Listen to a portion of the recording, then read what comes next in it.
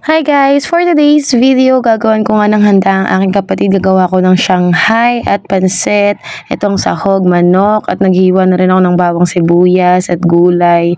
At syempre, nag-umpisa na ako maggayat dito at magyad ng patatas at carrots at nilalagyan ko yan talaga ng patatas para mas malasa siya at mas maraming ingredients. And then, after nito, pagkasama-samahin ko lang sila ng sibuyas, bawang at lalagyan ko na rin ng ingredients. After ko nga magyadyad doon at kumuha na ako ng sibuyas, bawang at para naman ito ay aking gayatin at para maihalo ko na rin doon sa Shanghai. Habang binabalatan ko nga ito, naiisip ko na lang na dati hindi ko kayang handaan yung mga kapatid ko. Pero ngayon, ginagawa ko yung lahat kahit papaano mahandaan ko sila para maging masaya naman din sila. At ito nga, hirap na hirap ako dito magbalat at papaluhan na rin at pinapayak ako ng sibuyas. Sinimulan ko na nga gayatin ng sibuyas dito at hindi ko pa nga mahiwa ng maayos at natakot-takot baka ako'y mahiwa. At ginayat ko na siya na maliliit at hatiin ko rin sa gitna para pino ang aking pagkakahiwa nito sibuyas at para hindi natin manguya doon sa may Shanghai pag binalot na natin. Tandaan ko nga yung kapatid ko para na mapayagan ako ni mama magkaroon na ng asawa at magpakasal na rin ako at ako ilang taon na. Charot lang. At dito nga, iniiwa ko na rin tong isa para makapagbalot na ako at para matapos na at mahaba pa, marami pa akong gagawin. After nga ng sibuyas, kinuha ko na tong kinchay para naman magayat ko ng maliliit at masarap ang Shanghai kapag merong kinchay. Ginayat ko nga ng maliliit ito at para mamaya pagsama-samahin ko na lang sila at mas mabango kapag meron ngang kinchay kaya nilagyan ko na nga ito at ito nga pagkatapos ko nito ay kumuha na rin ako ng lagyan at para ilagay itong giniling. At ilalagay ko na rin dito ang aking kinadkad na carrots at patatas at para ma-mix na rin to ng maayos. Pinagsama-sama ko na nga sila at para naman maisusunod ko na ang sibuyas at kinchay at para mas maamoy natin ang bango kapag may kinchay at nilagay ko na nga sila sama-sama at itimplahan ko na nga sila pagkatapos. Hindi ko muna ito nilalagay dun sa lutuan dahil gusto kong i-mix sila lahat sa isang lalagyan bago isalang sa apoy.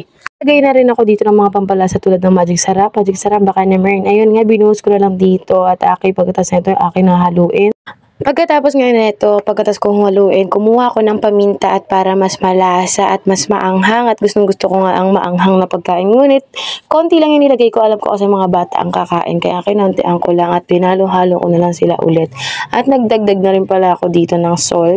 After nga nito, nasikaso ko na rin yung hotdog at marshmallow na itutusok doon sa may repolyo para din sa mga batang kakain at bisita ng aking kapatid.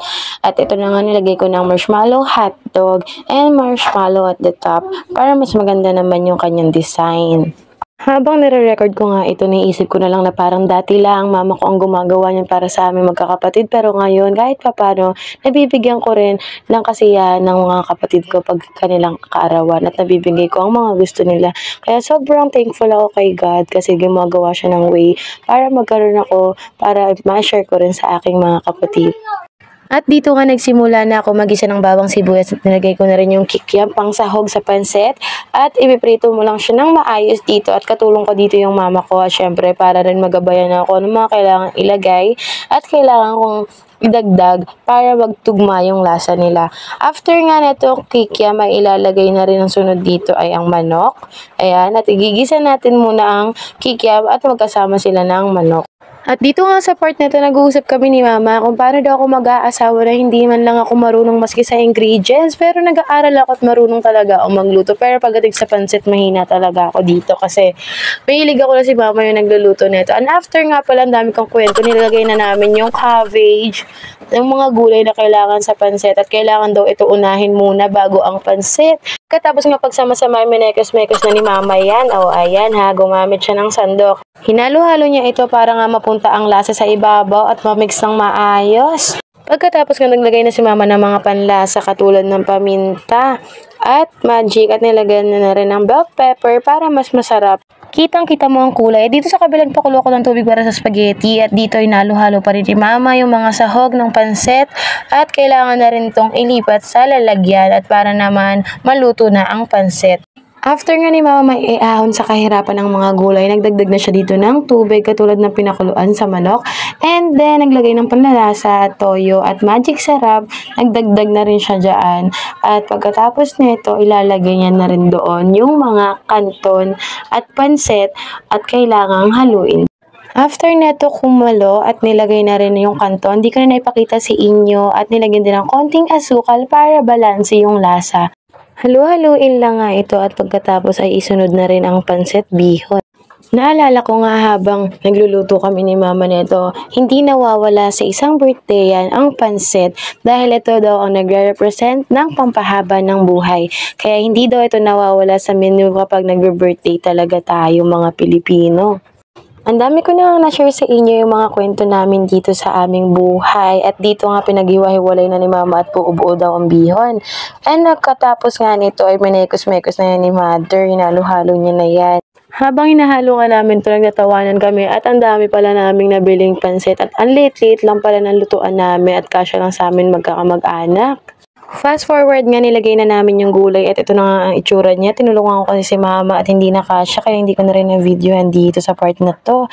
At kitang-kita ko naman ang sarap-sarap niya at sama-sama na talaga yung mga gulay. At dito nga nagyan rin ako dito ng manok sa may crispy fry para hindi na ako magdagdag ng panlasa. Hiniwaan ko na rin to sa gitna para pumasok din yung lasa at minasage-massage ko na nga siya dito sa crispy fry. Konti lang naman to mga bebs, mga wala pang 1 kilong manok to pero gusto ko pa rin siyang lutuan para naman matuwa ang aking kapatid at alam mo naman ang bata mahilig sa manok at hindi din to pwedeng mawala sa handaan.